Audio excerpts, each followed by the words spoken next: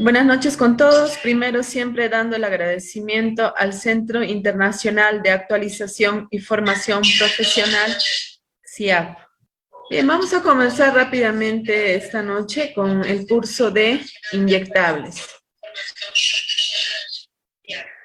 Para ello, vamos a empezar definiciones muy importantes para poder empezar y entender, en este caso, nuestro tema de inyectables.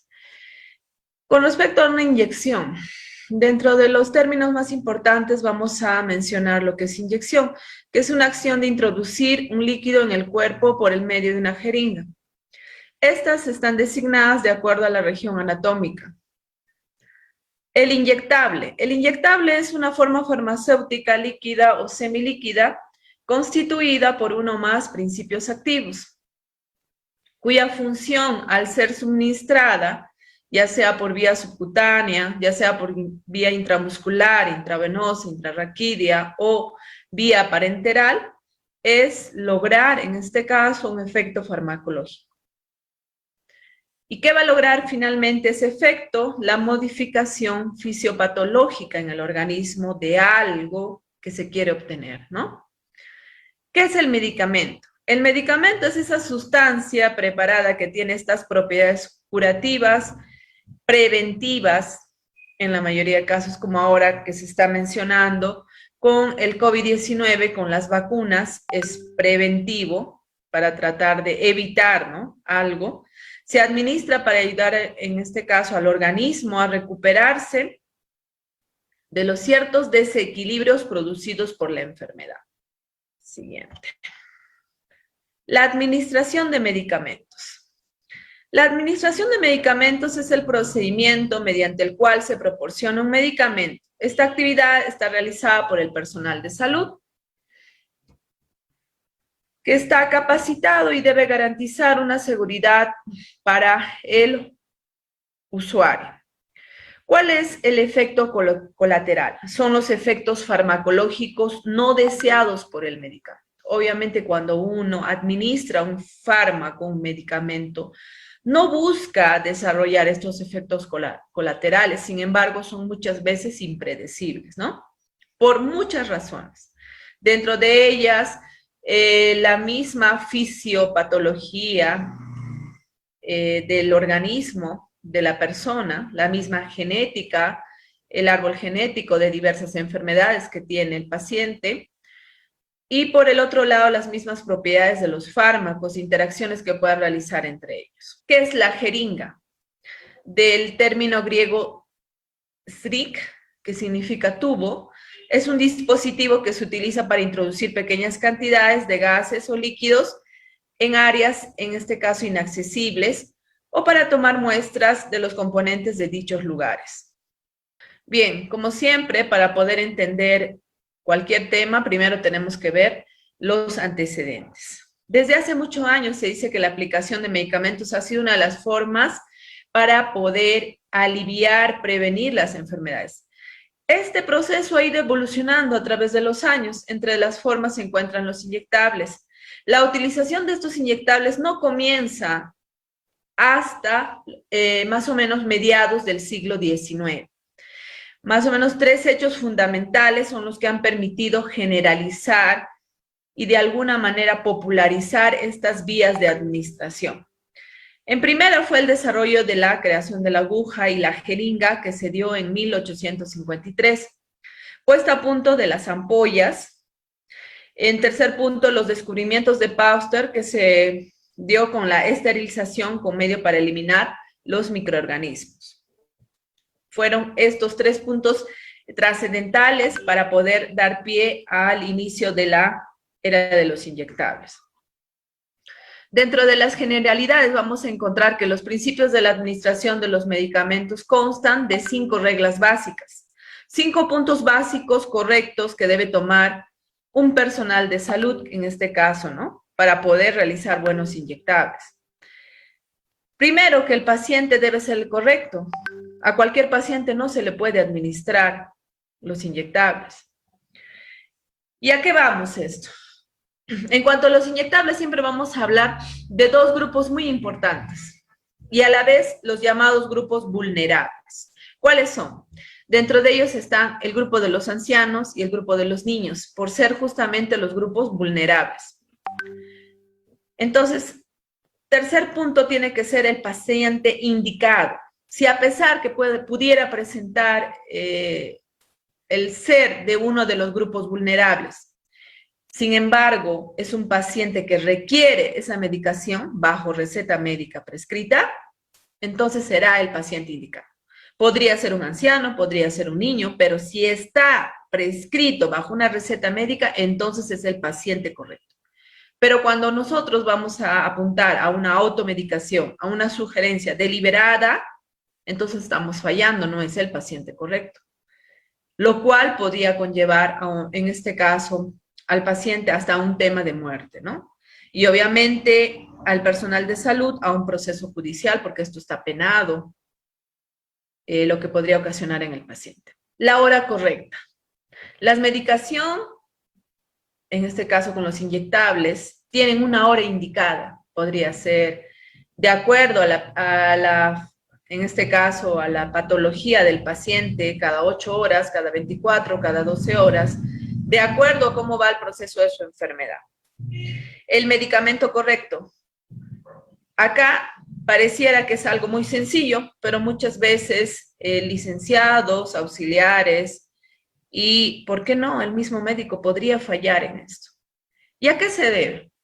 A la similitud en las formas farmacéuticas. Hay muchos medicamentos que son muy parecidos. El mismo color de botella, las mismas letras, el mismo tamaño. Que eso hace que el licenciado, el auxiliar, el técnico, muchas veces cometa esos errores de medicación. Y podría ocasionar lo mismo, ¿no? Una lesión en el paciente, un efecto no deseado, hasta la muerte en un paciente cuando no recibe el medicamento correcto. La dosis correcta. La dosis correcta requiere de la observación, en este caso, el tino certero del profesional de la salud. ¿Por qué? Porque cada paciente no va a requerir las mismas dosis. Hablamos en un inicio de 2 grupos vulnerables entre niños y ancianos. Con ellos hay que tener mucho más cuidado todavía. Un niño podría comportarse como un anciano y viceversa, sí, porque son grupos vulnerables, tanto en un niño que recién se está adaptando a un proceso, en este caso con el medio, en desarrollo de su crecimiento, y un anciano que ya perdió ciertas cualidades de sus órganos vitales, ¿no? Entonces, en ambos casos, y sumado a eso, el peso, la talla de un paciente, ya sea grupo vulnerable o no, van a de alguna manera impulsar la cantidad, en este caso, de la dosis correcta. La dosis para un joven de 14 años, 16, un adolescente ya, de 16 años, con otro que también tiene 16 años, ¿será la misma? Va a depender de qué. Pero si los dos tienen la misma edad, pero sucede que uno de ellos pesa mucho más, tiene una talla mucho más, ya la de un adulto, ¿no? Entre 14, 12 años. Va perdiendo ya, en este caso, la misma dosis, ¿no? Podría ser ya una dosis mayor. Va a depender entonces del peso. Muchas veces no tanto de la edad, sino del peso, de la talla del paciente. Si nosotros queremos ser certeros, ¿se puede realizar eso? Sí. Hay un área dentro de la farmacia hospitalaria que se llama dosis unitaria, donde en este caso trabajan los químicos farmacéuticos, el farmacéutico, el auxiliar en farmacia, donde direcciona una dosis indicada de acuerdo a la necesidad del paciente. Eso quiere decir una dosis correcta. Y no solo nos referimos a la cantidad adecuada, a la dosis correcta para el paciente, sino que de acuerdo a su necesidad. Quiere decir, un paciente que sufre del hígado, de repente está en un inicio de cirrosis, un paciente que sufre insuficiencia renal, con un paciente que es sano, ¿tendrán las mismas dosis? Probablemente sí, tengan las mismas dosis, pero acá ya trabaja la dosis unitaria, que quiere decir de repente con un hepatoprotector para que proteja el hígado de ese paciente. De repente ya no va a tener, en este caso, principios activos que dañen la función renal. Entonces, es mucho detrás de la dosis correcta, hay muchos términos por ver. ¿Que en un futuro se quiere aplicar la dosis unitaria a todo tipo de pacientes? Sí, eso es lo ideal. Sin embargo, ahora en las boticas, si es 500 miligramos para todos, ¿no? En realidad lo correcto es que debe ceñirse a las características fisiológicas del paciente, peso, estatura y si sufre algún mal, ¿no? Esa es en realidad la dosis correcta. Ahora, las vías de administraciones correctas. Va a depender también en cómo está el paciente, cuál es la disposición de ese paciente. Si vemos un paciente que de repente está recién saliendo de un estadio de emergencia que ha afectado sus funciones vitales, donde no le permite hablar, donde todavía está, pues, de repente un tema de cuidados intensivos, la vía de administración de repente va a ser la vía oral. ¿Será la vía oral? Si el paciente ni siquiera me responde. No, pues, en ese caso será una vía endovenosa, ¿no? Entonces, las vías de administración dependen en cómo se encuentra el paciente. Y la vía de administración va en realidad a depender de la disposición de ese paciente. También del medicamento, ¿no? Porque no todos los medicamentos, no todos los fármacos van a presentar las mismas vías de administración. Hay fármacos que solo son por vía endovenosa, hay fármacos que solo son por vía oral. Y depende de qué tipo de absorción queremos, ¿no? De repente nosotros queremos que el fármaco se absorba a nivel de la piel. ¿Qué nos conviene? ¿Pasarlo por vía intramuscular o por vía tópica? Por vía tópica, porque el principio activo va a ingresar de manera más directa. En un caso de emergencia, un shock anafiláctico, donde el paciente se nos va en cuestión de segundos, ¿qué nos conviene? ¿Una vía tópica, como un gel crema? ¿Una vía intramuscular? ¿Una vía subcutánea? No, pues jamás, porque en cuestión de segundos mi paciente se muere. Entonces, recurriré a la vía más directa, la más rápida, que es la vía endovenosa. Dentro de los principios de administración, entonces hemos dicho, paciente correcto, hora correcta, el medicamento correcto, la dosis correcta, en una adecuada vía de administración. ¿Qué principios debemos mantener para la conservación de estos medicamentos? Mantener los medicamentos claramente etiquetados, tener un claro sobre la fecha y elaboración, fecha de vencimiento del fármaco, con eso hay que tenerlo bien clarito y muy buena observación. Conservar que los medicamentos estén en los envases generales, porque hay que saber que estos medicamentos últimamente también están sufriendo de proceso de tergiversación, falsificación, ¿no? Mantener los frascos bien cerrados. Entonces, las vías de administración son diversas. Dentro de ellas vamos a encontrar la vía enteral, parenteral y la vía tópica, dentro de algunas que ya hemos ido mencionando. Dentro de la vía enteral está la vía oral, sublingual y recta. Dentro de la vía parenteral está intradérmica, subcutánea, intramuscular y la vía tópica. Vamos a tratar de avanzar rápido porque son muchos puntos a los cuales quisiera llegarles en este poco tiempo que nos queda. La vía enteral. Los medicamentos son absorbidos por esta vía gastrointestinal. Dentro de las ventajas que podemos encontrar para la vía enteral es que es fácil de utilizar, es cómodo y es menos agresiva. ¿Quiénes están dentro de la vía enteral? Acuérdense, está la vía oral, la vía sublingual y la vía rectal. ¿Ya? Seguimos. ¿Qué desventajas encontramos dentro de estas vías? No se pueden utilizar si el paciente tiene náuseas, vómitos o diarreas, o si tiene un compromiso de conciencia o mala absorción. Lo que yo antes mencionaba, si tenemos un paciente que está en shock, en cuidados intensivos, no vamos a pretender que nuestro paciente utilice esta vía, porque ni siquiera nos puede responder, se puede atragantar, así de simple, ¿no? Entonces, esa es una desventaja. Luego tenemos la vía tópica. La vía tópica son procedimientos por los cuales se aplica, como dice su nombre, un medicamento en la vía de la piel, a nivel dérmico, tópico, las mucosas de distintos órganos, cuya acción se efectúa con el mismo sitio de aplicación, como se observa en la imagen, ¿no? Directamente. Si nosotros tenemos una afección en la piel, como vemos en la imagen, de un bebé que la mayoría de casos los recién nacidos tienden a escaldarse por el tema de los pañales, no vamos a buscar pues una vía intramuscular, no vamos a buscar una vía endovenosa. En este caso vamos a buscar una vía más directa, que es la vía tópica. ¿Cuáles son las ventajas? ¿Qué nos permite? Proteger la piel, desinfectar y descongestionar, aliviar el dolor, controlar la infección, dominar la secreción y estimular la cicatrización.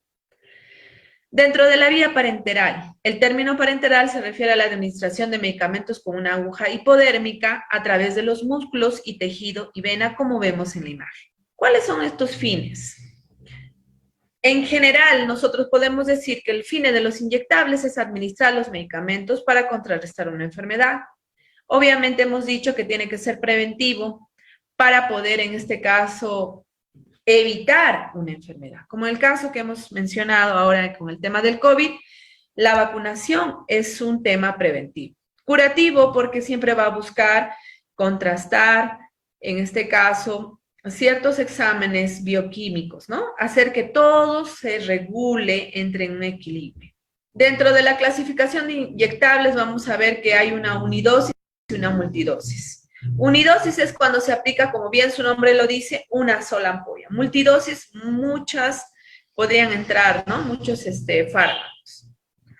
Ahora, dentro del equipo de los inyectables, vamos a ver que hay un equipo, dentro del equipo, perdón, debemos tomar en cuenta el CARDES, el registro del medicamento, el medicamento en sí, la charola, o también llamada mesa Pauster, donde se supone que van a estar todo sépticamente, ¿ya? Antiséptico, jeringas, agujas, las ampolletas, torundas con alcohol, el torniquete, la calculadora, la bolsa para desperdicio, los guantes y los cubrebocas, ahora manteniendo con los EPPs debidamente todo protegido, ¿no?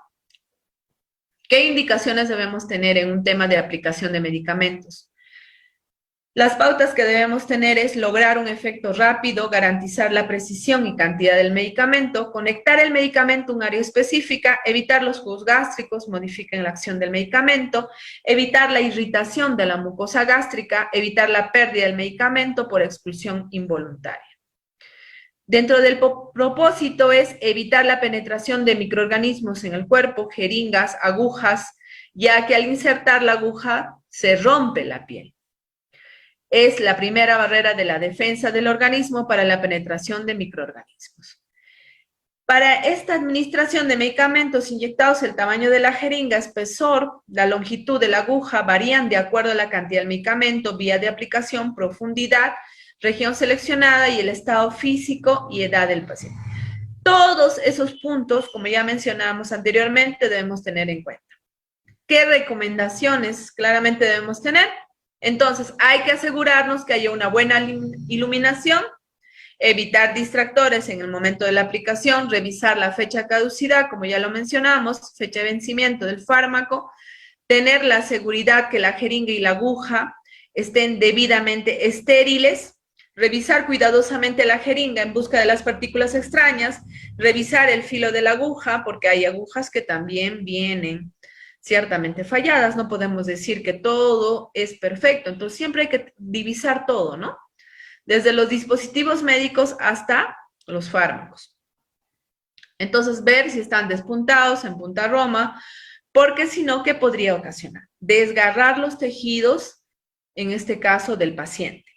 Preparar las diluciones en un área, en este caso, o cuarto de preparación, debe haber un área especial, ¿no? Donde uno va a realizar este proceso de la inyección y cambiar la aguja al inyectar cuando es extraída el fármaco. Siempre se utilizan dos agujas y uno dirá, pero ¿por qué voy a utilizar dos agujas?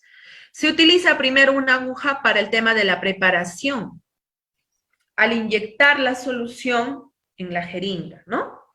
Entonces, al tratar de realizar que el fármaco ingrese a la jeringa, la punta de la aguja tiende muchas veces a dañarse, en algunos casos hasta se obstruye. Esa misma aguja no vamos a utilizar para el momento de la aplicación, porque como bien se dijo, se podría desgarrar el paciente. Y no queremos eso, ¿no? No queremos. Entonces evitamos la contaminación del medicamento manteniendo estéril esa aguja, que parte del embolo al penetrar en el cuerpo de la jeringa, medir exactamente la dosis del medicamento a inyectar, ya que a dosis equivocadas podríamos provocar muchos y serios trastornos en el paciente. Ojo, evitar dejar el carro, la charola de medicamentos alejados, alternar el sitio de inyección en caso de que el paciente requiera inyecciones repetidas. La piel y los tejidos deben estar sanos, sin irritaciones e inflamaciones. Hay pacientes que reciben medicación por más de una semana, 10, 14 días, hasta meses, ¿no? Entonces, con ellos hay que tener mucho cuidado. Siempre hay que buscar el área de la piel que esté menos dañada. Entonces, no es válido, pues, si tú ya estás viendo que en la zona muscular está, pues, enrojecida, no, pues no vas a aplicar en el mismo lugar, hay que tener un poquito de criterio, ¿no? Llamar al médico cuando el paciente presente una reacción en algún medicamento administrado y si no, pues tomar también las pautas de antídotos que debemos tener claro en una zona de inyectables, porque en cuestión de segundos, en muchos casos, se nos muere el paciente y no vamos a esperar todavía buscar a un médico, ir todavía a un centro de salud, hospital, hasta eso tu paciente en el camino ya se murió. O de lo que sale en las boticas, o establecimiento, droguería, oficina farmacéutica, tu paciente murió. Entonces hay que tener mucho cuidado. En este caso, tener, ¿por qué no?, una lista de los antídotos de ciertos fármacos. La epinefrina, noradrenalina, que son medicamentos que rápidamente combaten un shock anafiláctico. Es conveniente tener a la mano estos medicamentos para contrarrestar los efectos del shock anafiláctico, como les mencionaba, y les vuelvo a reiterar, es básico y elemental, si es posible, en el lugar donde uno aplica los inyectables, tener tu cuadro ahí de antídotos y estos fármacos inyectables que nos permiten rápidamente, en menos de cuestión de segundos, contrarrestar cualquier tipo de efecto shock anafiláctico. Entonces, la administración de los medicamentos, ¿qué son? Son maniobras que nos efectúan para que el enfermo reciba este tratamiento por vía prescrita, ¿no?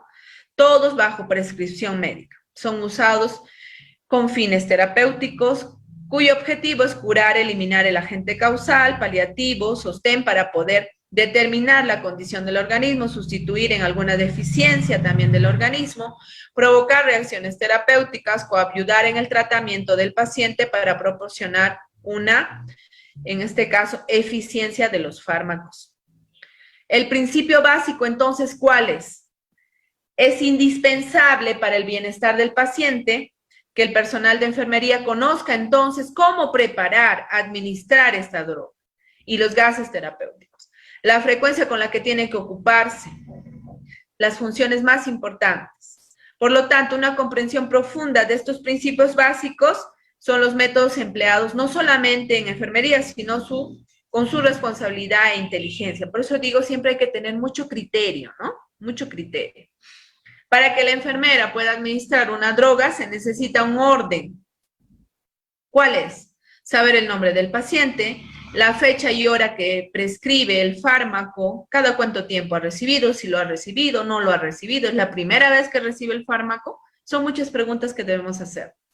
El nombre del medicamento, la dosis indicada, el tiempo y la frecuencia, la vía de administración que recibe el paciente y la nombre y firma del médico que autoriza.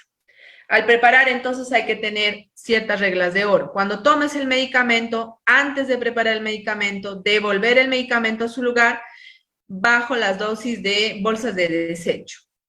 El paciente correcto, medicamento correcto, vía correcta, no se olvide. Las vías de administración, entonces, pueden ser también clasificadas mediante una vía mediata y una vía inmediata. Dentro de la vía mediata vamos a ver la vía digestiva, respiratoria, genitourinaria, conjuntival y dermatológica. Dentro de la vía inmediata vamos a ver la intravenosa, intramuscular, intradérmica y la subcutánea. Bien, entonces acá ahora vamos a ver a través de ciertos gráficos. En realidad esto sería muy bonito realizarlo pues en un salón, ¿no? Y practicarlo, ¿por qué no? Pero ahora con este tema de pandemia, todas las formas de educación nos ceñimos a la vía virtual. Entonces vamos a mostrar imágenes de los pasos adecuados para un proceso de inyectable correcto, ¿no? Lo primero que hemos dicho es verificar. En el número 1 observamos, en este caso, el personal de salud que verifica. ¿Qué cosa voy a verificar en el fármaco? ¿Sus colores? ¿Qué dijimos? La fecha de vencimiento. Si presenta de repente el fármaco, a pesar de tener una fecha de vencimiento correcta, de repente está turbio, ha cambiado de color, algo fuera de lo normal, observamos, ¿no? Si de repente ha sido alterado, ha estado abierto, ¿cómo se encuentra el fármaco? Se encuentra dentro de las condiciones adecuadas, bajo la temperatura adecuada, porque hay que saber que la mayoría de los inyectables, ojo, la mayoría de los inyectables tienen que seguir una cadena de frío bajo una temperatura de 6 a 8 grados Celsius, menos bajo una temperatura.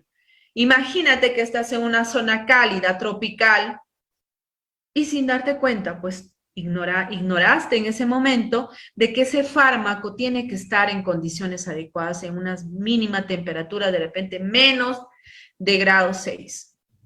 Y resultó que tu inyectable tú lo has tenido por sobre los 26 grados Celsius en una zona cálida, sobre todo aquellos que están en zonas tropicales, zonas selváticas, zonas de la costa.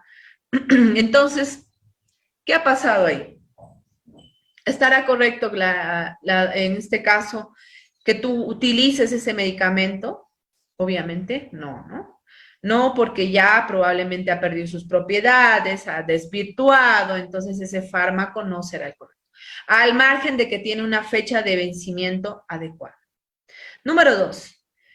Una vez haber verificado de una manera correcta el medicamento, ¿a qué procedemos? Al proceso de lavado de manos, que es básico para cualquier procedimiento médico, con los, en este caso, 14 pasos para el lavado de manos.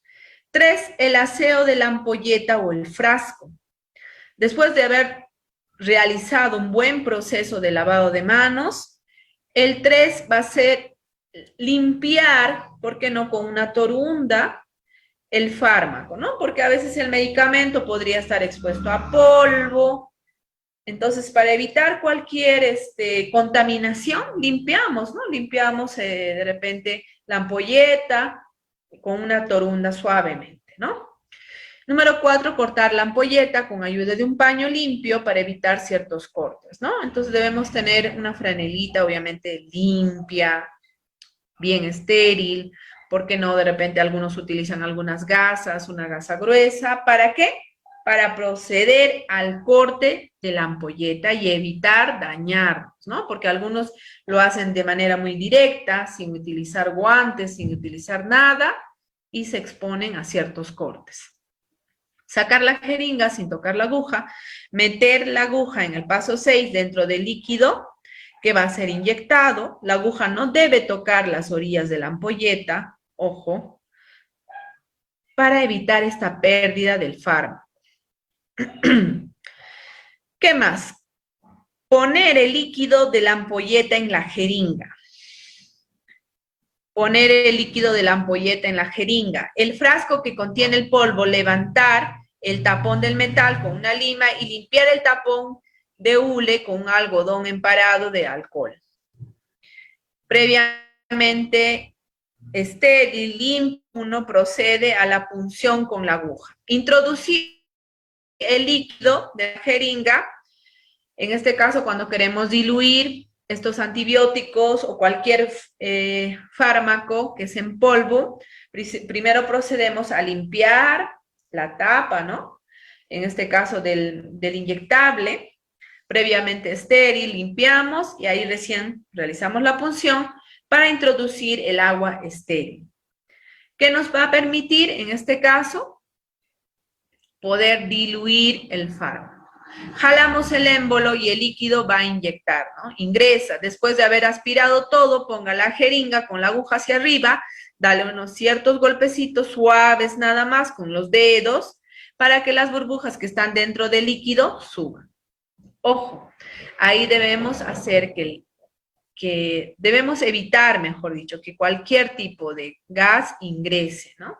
Y si vemos ciertas burbujas, suavemente giramos, en este caso el inyectable, para eliminarlo, ¿no?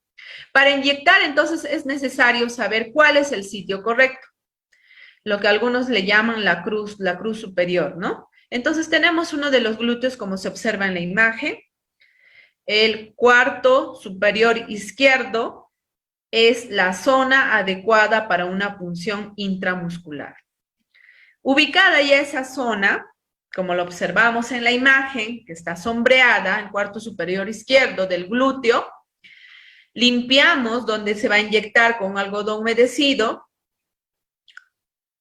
y vemos que el músculo del paciente esté lo más relajado posible. Para eso buscamos, ¿no?, que el paciente se sienta cómodo. Hay pacientes que me dicen, no, yo quisiera echarme, me siento más cómoda echada. Otro dice, no, yo quisiera seguir parada. Y cuando la persona está parado, en realidad lo adecuado sería que el paciente se eche, pero hay pacientes que no desean, entonces quisieran estar parados. En esos casos debemos buscar, si este es el paciente que está parado, que doble la rodilla, como modo de caerse, un poquito así como que se cae. ¿Para qué? Para buscar que el músculo del glúteo se relaje. Entonces tú le dices, ya, a nivel de donde tú vas a incidir, doble su rodilla, señor, como que se quiere caer en esa partecita, relajes. Y rápidamente algunos utilizan una estrategia de hablarle, ¿no? Preguntarle cuántos años tienes, qué estudias, para hacer que el paciente se olvide. Y en cuestión de segundo, aplicas, ¿no? Porque lo que queremos buscar es que el músculo esté totalmente relajado. No concentrarle al paciente de que ya ahorita te pongo, no. Sino, de repente, mediante una estrategia, hacerle preguntas y hacer que el paciente se relaja. Porque paciente relajado, músculo relajado y rápidamente tú vas a poder realizar esa función. Entonces, introduces la jeringa de una forma correcta con un solo intento. Obviamente no vas a punzar muchas veces, hacer un solo intento, jalar un poco el émbolo, ver que no entre sangre a la jeringa, si es así, sacar la aguja y volver a inyectar. Cuando termine de inyectar, sacar la aguja en un solo movimiento y finalmente limpiar con otro algodón humedecido el punto de sangre que puede quedar en el sitio de la inyección. Para ello, obviamente, debemos tener todo bien estéril y muchas torundas de algodón con alcohol en este proceso, ¿no? ¿Qué complicaciones podríamos tener en un proceso inyectable? Es importante tener en cuenta que debemos precisar la zona de punción en el área dorso-glutea. ¿Para evitar qué cosa? La lesión del nervio ciático. Si nosotros vemos en la imagen anterior, la zona del glúteo, en este caso, superior izquierda. Si alguien dice, ¿no? Por ahí saldrán algunas preguntas y dirán, ¿pero qué pasa si yo salgo de esa zona? De repente le pongo más abajo, más a la derecha, no me gusta esta zona y por ahí. Otros dicen, no, hoy no me di cuenta, se me fue. Pero acá no puede haber eso. No puede haber ese término, se me fue, no me di cuenta, no, acá uno tiene que estar bien seguro del cuadrante en la zona que tú vas a poner. ¿Por qué?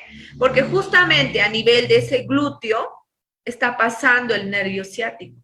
¿Y qué pasa si nosotros marcamos a nivel del nervio ciático? Podríamos dejar paralítico a nuestro paciente. Entonces, la comprensión posterior en la inyección intramuscular son importantes también. ¿Por qué busco y por qué me da un tiempo de explicarles de que debemos que buscar que nuestro paciente se relaje? ¿Por qué no buscar la estrategia de hablarle de cualquier tema? X.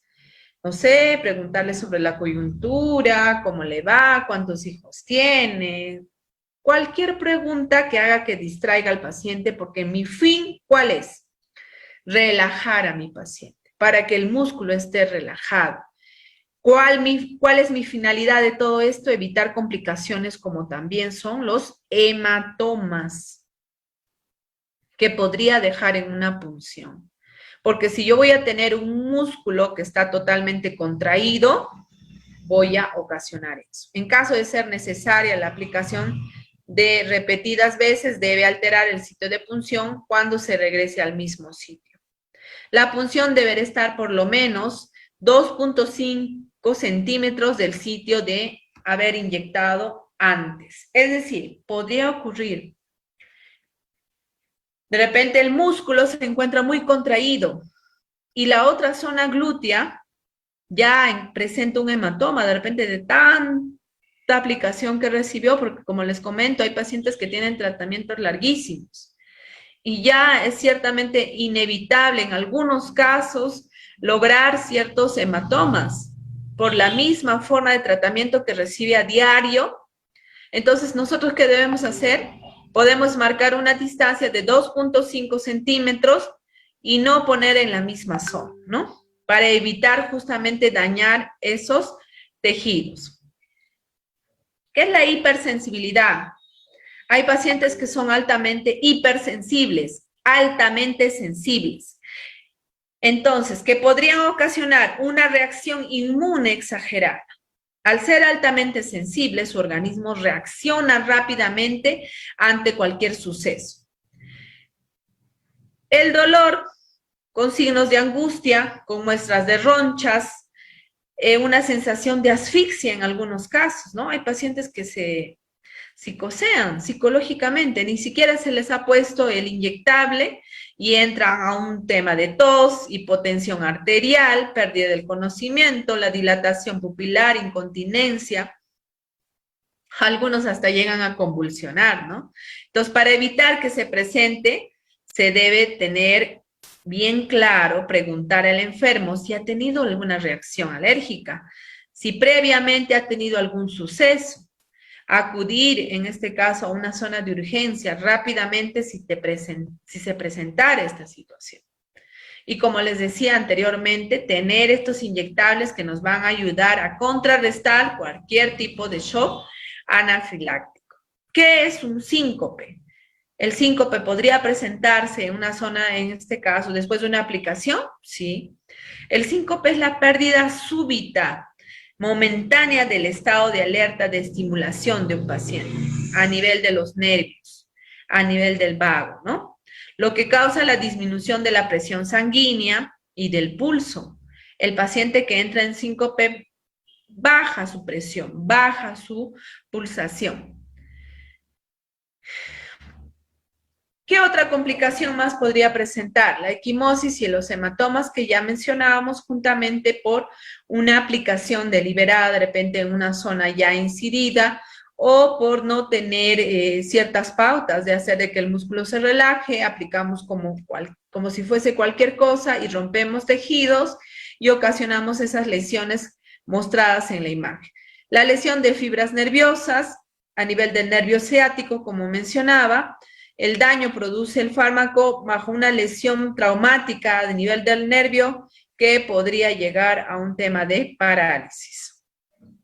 El depósito del fármaco no absorbido va a depender, en este caso, y sucede cuando se alteran los sitios de inyección. Podría ocurrir un absceso estéril, un absceso a nivel del glúteo, una lipodistrofía, que es la reducción local de la grasa subcutánea en las regiones inyectadas, donde se evitan, en este caso, las zonas de inyección. Y ahí tenemos ciertos términos que uno debe conocer, como son las posiciones a nivel parenteral, la povidona yodada, que es la que nos va a permitir mantener un nivel séptico, en este caso estéril, de toda la zona de aplicación. El tema farmacodinámica intramuscular, los eritemas, que son los que salen a nivel de una zona de aplicación. Cuando hay reacción de algunos fármacos, salen los eritemas, lo que algunos llaman ronchas, enrojecimientos. Las posiciones de cúbito lateral, de cúbito promo, bidestación, deltoides, que es justamente el músculo del hombro a nivel de las aplicaciones, y acromion, que es la escápula que articula la clavícula. Simplemente son términos que se deben conocer en una sola aplicación. Hemos hablado de forma general todo el tema de inyectables. Ahora vamos a ver las distintas vías de administración. Como hemos mencionado ya algún poquito, ¿no? Ciertos antecedentes de distintas vías. Ahora vamos a ver ya de manera individual. La vía intradérmica, entonces, como bien se observa en la imagen, es la vía de la introducción de la cantidad variable de décimas de centímetros. Es decir, en esta zona se aplican décimas de centímetros del fármaco. ¿Qué objetivos? Realizar las pruebas de sensibilidad, ayudar en el diagnóstico de ciertas enfermedades y administrar las vacunas. Es decir, la mayoría de la vía intradérmica se utilizan, mejor dicho, en el caso de las vacunas. ¿Cuáles son los sitios de aplicación? Y vamos a ver las zonas rojas de la imagen de mi paciente. Esos son los sitios de aplicación. El tercio de medio de la cara anterior del antebrazo, la cara anterior y superior del tórax y la parte superior de la espalda, como se observa en la imagen. ¿Qué materiales vamos a utilizar en una zona intradérmica? El alcohol, obviamente, que nos sirve como antiséptico, las jeringas, las agujas de tuberculina. Acuérdate que estamos hablando de milésimas de centímetros, no vamos a usar pues una jeringa de 20, ¿no? Vamos a utilizar la tuberculina, que es la jeringa más pequeñita, con agujeras número 26, medicamentos indicados, gasas, algodón, guantes y el contenedor punzante, cortopunzante. ¿Qué técnicas vamos a utilizar en una vía intradérmica? Comprobar los 5 puntos correctos, lavarse las manos, limpieza, en este caso con la mano, sujetar la zona de inyección, colocar la jeringa de forma que la aguja sea paralela, como observamos en la imagen, y un bisel hacia arriba. Y nos fijamos claramente en la imagen, todo netamente estéril, desencadenamos con un ángulo pequeño para poder realizar la punción. Colocar la aguja en el ángulo de 15 grados, insertar a la piel, aspirar muy suavemente, inyectar lentamente la sustancia a medida que vamos introduciendo. Observamos que la piel se va elevando, formando una pápula blanquecina. Una vez inyectada toda la sustancia, retirar lentamente la aguja. Debemos evitar masajear esa zona, eliminar el material sucio y lavarse las manos, registrando el procedimiento. Otra vía es la vía subcutánea, y observamos la imagen. En la administración de un fármaco en un tejido subcutáneo, el patrón de absorción con una solución acuosa, limitaciones. ¿Qué limitaciones podemos encontrar en esta zona subcutánea? No es útil para administrar volúmenes altos, volúmenes grandes. Podría ocasionar posible dolor, necrosis, bajo ciertas sustancias. Algunos ejemplos también encontramos las vacunas antitetánicas y la insulina, que se da por una vía subcutánea. El objetivo es obtener un efecto terapéutico y administrar las sustancias de administración que tienen mayor absorción a nivel del tejido adiposo. ¿Qué sitios de aplicación vamos a encontrar? Dentro del tercio de la cara superior externa del muslo, como observemos la imagen, observen, el tercio del medio de la cara superior del brazo, en este caso la cara del brazo, la cara anterior del abdomen, la zona superior de la espalda, y el abdomen va a ser alrededor del ombligo con 3 dedos de altura, ¿no? Materiales son similares, también la aguja, en este caso la jeringa tuberculina, la aguja de 1 mililitro, medicamentos indicados, gasa, guantes y el contenedor punzante, ¿no? Con los 5 pasos correctos ya anteriormente mencionados, lavado la mano, sacar cualquier burbuja del aire, en este caso de la jeringa, hasta que se vea el bisel de la aguja, Con la mano no dominante sujetar la zona de inyección y colocar la aguja bajo un ángulo de 45 grados. La vía subcutánea, como observamos en la imagen. ¿Qué precauciones hay que tener?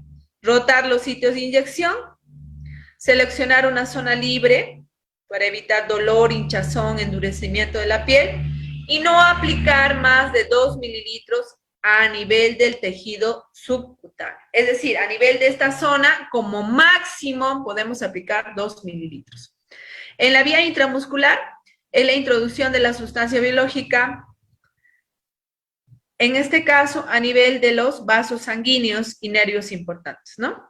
Siempre evitando esas zonas, ¿no? El patrón de absorción rápido si se usa una solución acuosa, es útil en fármacos de volúmenes moderados, cuando queremos utilizar vehículos oleosos y algunas sustancias ciertamente irritantes bajo una zona intramuscular. Y en esta imagen resumimos la vía intradérmica, ojo, con un ángulo de 15 grados, ¿ya? De 15 grados.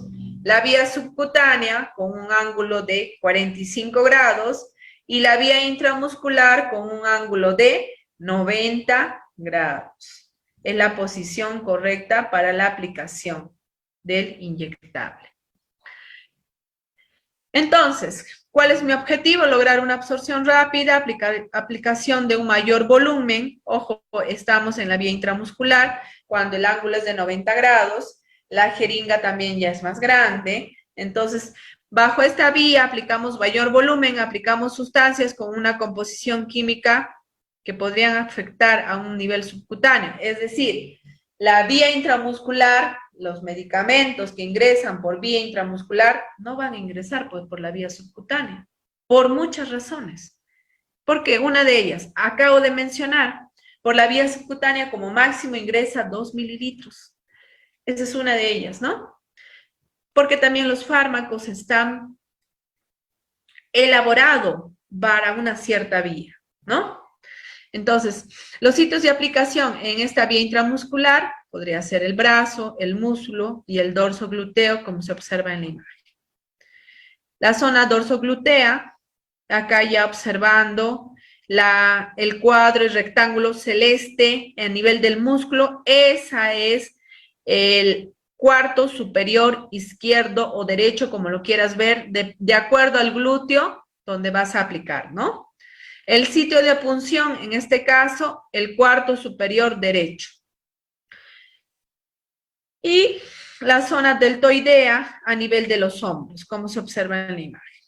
La técnica es comprobar los 5 puntos correctos, lavarse las manos, limpiar la piel con torundas, sacar cualquier burbuja del aire suavemente del émbolo, con la mano no dominante sujetar la zona de inyección, siempre con un ángulo de 90 grados, introducir profundamente la aguja, mediante un movimiento enérgico y seguro, aplicar y comprobar que en este caso no se está en vasos sanguíneos, repetir esta operación cuantas veces creamos necesario, retirar la aguja y jerinda con un movimiento rápido y presionar con algodón.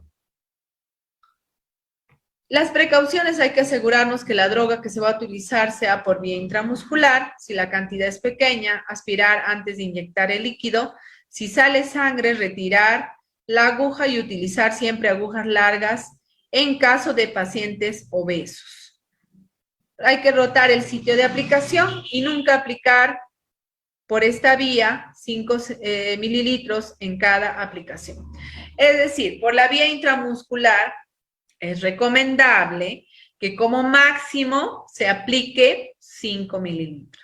A ver qué pasa, doctora, licenciada, cuando yo quiero aplicar más de 3 inyectables. No es lo recomendable. ¿Por qué? Porque primero que nos exponemos a que pueda suceder una interacción farmacológica. Tú pones el primer fármaco, no pasa nada. Segundo fármaco tampoco. Llega el tercer fármaco y se hizo un queloide. Lo que algunos dicen, se ha hecho como una gelatina, se ha endurecido, ¿qué ha pasado? Una interacción farmacológica. ¿Es impredecible? Es impredecible. Muchas veces, ¿no? Entonces, para evitar esos casos, como máximo, tú podrías aplicar hasta 2 fármacos, como máximo. Y eso sabiendo ya qué tipo de fármacos aplicas, ¿no? Porque hay fármacos que ya de por sí están predestinados o ya se sabe que podría ocasionar una interacción farmacológica. En realidad lo adecuado es que en cada glúteo, en cada nalga, como algunos lo dicen de una forma tan simple, lo puedas inyectar un solo fármaco, ¿no? Uno acá y otro acá. Es en realidad lo más adecuado para el paciente, aunque para algunos es incómodo, ¿no? Porque le tienen un temor, pero uno le explica, ¿no? Si nosotros queremos evitar un hematoma, una interacción, cualquier proceso, complicación en la etapa del inyectable, es mejor así, ¿no? Uno le explica al paciente. Las vías de aplicación parenteral, entonces, ¿cuáles son? La vía intramuscular, subcutánea y la vía intradérmica. ¿Qué complicaciones podríamos encontrar? Es por estas imágenes que queremos evitar, es que uno le dice el proceso de lavado de manos, un buen proceso antiséptico y el punto que mencionamos de que el músculo, el paciente debe estar debidamente relajado, sin moverse. Entonces, ¿qué queremos evitar? Lo que vemos en estas imágenes, ¿no? Los abscesos, los hematomas, hasta una necrosis de la piel, como observamos en la imagen de abajo, ¿no? Esta necrosis es, en otras palabras, la muerte de los tejidos, muerte celular, ¿no? Como observamos en la imagen de abajo con una herida de color negro, ¿no? Es una necrosis a nivel de la piel. Entonces, un equipo adecuado a nivel intramuscular, las jeringas, las agujas hipodérmicas, las partes de una jeringa, no se olviden, es el cono de la aguja, la lengüeta, el émbolo y la lengüeta de apoyo. Las partes de la aguja, el cono, la cánula y el bisel. ¿Existen distintos tamaños de agujas para las distintas vías de administración? Sí. Y acá sucede al revés, ¿no? Alguien podría decir, yo quiero la aguja más pequeñita para un niño, o para mi niño le voy a aplicar un inyectable. Voy a utilizar la aguja número 21. A ver, observen bien la imagen. Es al revés, ¿no? La aguja número 21 es la que presenta, en este caso, el bisel más grueso. Si yo quiero para un niño evitarle cierto dolor a nivel intramuscular, podría utilizar una aguja 23, depende de la cantidad también del fármaco a utilizar, ¿no? Una aguja 25 en algunos casos, ¿no? Entonces, para ya un adulto, en este caso yo quiero ya una aguja gruesa, donde pues el paciente no tiene cierto temor y aparte de eso, tengo que aplicar de repente más de 2 inyectables, una solución espesa. En estos casos no voy a buscar pues la aguja más pequeñita, en estos casos tengo que buscar una aguja grande, ¿no? Entonces, al revés es la medida, desde la 21 al 27, la 21 va a tener el punzal, el bisel grueso, y la 27 el bisel más pequeño y delgado. Y siempre con esas coloraciones que lo identifican, ¿no? Bien, ahora vamos a pasar. Bien, continuando con nuestro tema de inyectables, está el proceso de la venoclisis. Espero haber mencionado las partes más importantes de un proceso inyectable. Con los 5 puntos adecuados, no se olviden. Y parte de este proceso de inyectables también está el proceso de la venoclisis. Bien, ya se está compartiendo la imagen, ¿no? Entonces, decíamos que en el proceso de inyectables también vamos a hablar del término médico venoclisis. El término médico venoclisis, o también llamado cateterismo venoso periférico, significa la introducción de líquido a la luz de una vena. Se refiere a establecer una vía permeable a nivel de un contenedor, o también llamado solución, cuya finalidad es ingresar al torrente sanguíneo. Esta vía de la venoclisis, este proceso de venoclisis, va a ser una técnica de canalización venosa periférica en el simulador, obteniendo una vía permeable, funcional de acuerdo a la terapéutica establecida. mantener estos cuidados necesarios que se requieren. No podemos perder, ¿no? Entonces, estos puntos, estas pautas adecuadas son conocer la anatomía venosa periférica, identificar el simulador, identificar y preparar en este caso, el líquido y el equipo, los materiales, aprender a ejecutar la técnica de canalización, obtener una vía permeable, demostrar la adecuada instalación del equipo y enunciar sus indicaciones y los cuidados generales. ¿Qué indicaciones debemos tener en este caso del proceso de la venoclisis?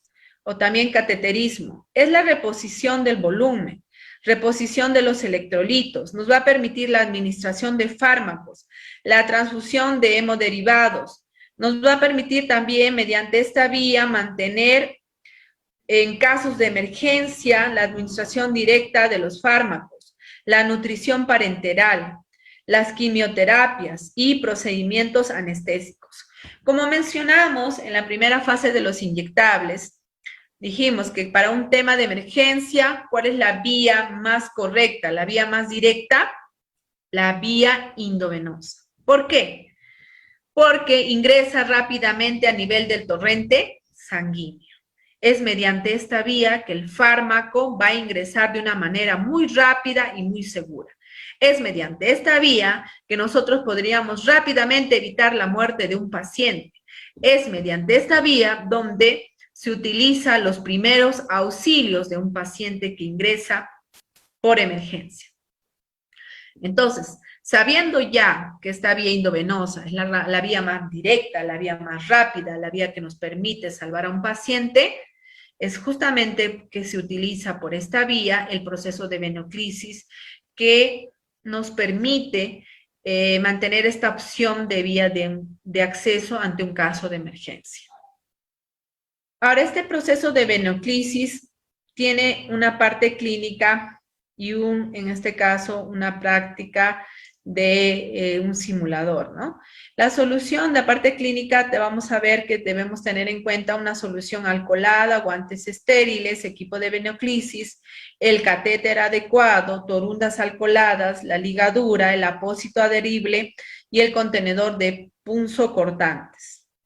Para un simulador a una solución alcoholada, modelo en punción, guantes estériles, equipo para venoclisis, agua destilada, la mariposa número 23, las torundas, los contenedores. Obviamente que para este proceso nosotros debemos conocer los dispositivos médicos más importantes, ¿no? Y acá observamos a través de la imagen estos dispositivos a utilizar. ¿Qué consideraciones debemos tener? No utilizar un antiséptico en el simulador, realizar un máximo de 2 punciones continuas en el mismo lugar, evitar las punciones consecuentes en el paciente, porque lo que queremos es, obviamente, ayudar rápidamente al paciente, ¿no? No dejarle hematomas, evitar lo anterior mencionado en el tema de inyectables. Utilizar únicamente una aguja destilada, drenar el tiempo de la práctica, en el caso con una mariposa 23 para una punción de modelo. No utilizar una tela adhesiva o apósito adherible transparente en el simulador. Al término de la práctica, colocar el sellador. Y acá vamos a observar, en este caso, el proceso de venoclisis. A ver. Acá está. De esta manera nosotros vamos a tener el material dispuesto, ¿no? Con un conector, una goma de inyección, la llave reguladora que nos va a permitir graduar el volumen adecuado que va a ingresar al torrente sanguíneo, la cámara de goteo que nos permite observar justamente la fluidez de ese fármaco y el punzón. Son las partes de mi equipo de venoclisis, ¿no? Tenemos, en este caso, la cámara trasera para la conexión, ¿no? La cámara trasera, el catéter, la aguja y la conexión de la cámara anterior. Ahora, el catéter en sí es lo que algunos le llaman el bisel, ¿no? De acuerdo al número de catéter, va a ser En este caso, el grosor del bisel. Muy delgado, catéter 18, el catéter número 20, catéter 22. Para fines de la práctica en el simulador utilizamos únicamente el modelo mariposa. Y el tubo flexible con una conexión, un protector, una aguja y las alitas, ¿no? Entonces, en un proceso de una práctica simuladora para un proceso de establecimiento de la venoclisis, debe haber una relación médico-paciente, presentarse, identificarse ante el paciente, darle la confianza, hacer que el paciente se sienta como en familia, ¿no? Que no presente ningún temor, darle toda la confianza, explicarle el procedimiento, justificarlo, ¿no? Ahora vamos a proceder a en este caso, a este tratamiento, este procedimiento para mejorar tu salud, ¿no? No te va a doler, ten mucho cuidado, tranquilo, relájate y solicitar su consentimiento, ¿no? Mostrar que el catéter está estéril, es nuevo y darle la seguridad así a nuestro paciente, ¿no? Para ello procedemos a el lavado de manos, preparación de los materiales, verificamos el suero fisiológico con fecha de caducidad, presentación de acuerdo a, en este caso, a la membresía, verificar los dispositivos médicos, preparar el equipo de venoclisis, sacar el equipo de venoclisis sin ser contaminado, ¿no? Obviamente con un proceso de lavado de manos adecuado. Cerrar la llave reguladora, retirar el capuchón del punzón, retirar la tapa protectora, en este caso de mi suero fisiológico, o también llamado cloruro de sodio, y proceder a la punzación de este, ¿no? Insertar el punzón del venoclisis en el tampón de la goma de solución. Colgar la solución en el tripelado que será canalizada al paciente y procurar la asepsia del conector con el equipo de venoclisis. Retirar la tapa del conector, purgar la solución para eliminar el aire a lo largo de la longitud del tubo, tapar nuevamente el conector de la técnica aséptica, ¿no? Preparar el catéter, en este caso, verificar el tipo de calibre, el sellado del empaque, que esté debidamente estéril, y abrigar, en este caso, abrir el empaque del catéter bajo una técnica aséptica sin retirar el protector de la aguja, ¿no? No exponernos. Que muchas veces hasta la forma de abrir te puede exponer a un tema de contaminación. En el tema de la simulación para la aplicación de la venoclisis, preparamos la mano del paciente, la zona de punción, de cúbito dorsal, colocar el antebrazo en una zona de superficie plana y seleccionar la vena a canalizar. La técnica de cateterismo con una canalización adecuada, periférica. Finalmente, lavamos en este caso las manos y procedemos a un tema de presión, ¿no? Colocar la ligadura de 6 a 10 centímetros proximal bajo el sitio de punción. Esterilizamos la zona con una torunda y algodón para luego proceder de introducir el catéter empujando el cono siguiendo el trayecto de la vena en este caso total de contacto con la piel. Retirar la ligadura a medida que va introduciéndose a nivel de la piel, suelta el puño el paciente y entramos a observar la permeabilidad de la vía venosa, observar el goteo, verificar, ¿no?, la ausencia de la infiltración en el tejido contiguo, observar también, en este caso, ajustando a nivel, en este caso, del catéter, el apósito transparente, ajustar el goteo de infusión por medio de la llave reguladora, verificar si está corriendo, fluyendo bien, en este caso el fármaco, a través del suero, fijar el catéter de apósito y colocar el membrete del procedimiento de canalización. ¿Qué fecha en este caso, en este membrete, qué va a ir, no? Va a ir el nombre del paciente, la fecha de canalización, el nombre completo de quién canalizó, qué personal fue y alguna observación adicional, ¿no? Porque eso le va a servir al profesional siguiente, del siguiente turno, a verificar la hora adecuada, la fecha que fue canalizado, ¿no? Si va a requerir el cambio de canalización o no. Y para poder, en este caso, finalizar nuestro tema de inyectables, vamos a buscar la última parte, que es el cálculo de la dosis, rápidamente, para poder terminar con nuestra parte de inyectables. Mencionamos al inicio, ¿no?, del tema de los inyectables, que uno de los puntos claves, de los 5 puntos claves, era el cálculo de la dosis.